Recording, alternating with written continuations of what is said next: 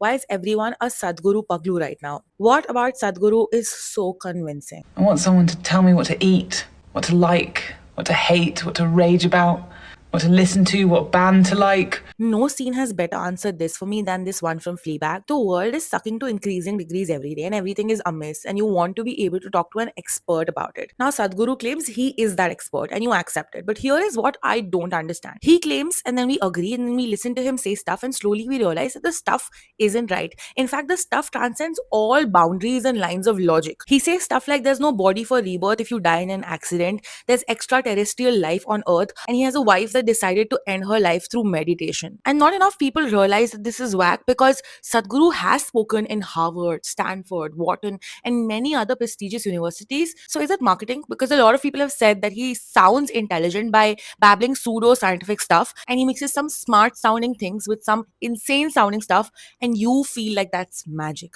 And to be able to talk well has to be the single best skill to have if you want to build a 350 crore fake meditation empire. Could also very well be the herd effect at play. A lot of people are following him, so he must be right. But mostly, I think he has done what no one has been able to do so far, which is distance himself from other godmen, from religions, and from the shame of being associated with the Baba tag by being the cool guy. Sadhguru is different. His branding is constantly reminding you of this. Golf after a long hike, talking about the science of the Big Bang but make it mystical, says religion is a dumb concept but builds a Shiv Murti in his big ashram. He is cool, he is different, and therefore he is it. But these are all just theories I have. I want to understand why you guys think Sadhguru is still so cool and popular and in demand right now, despite all the insane things he said on the internet.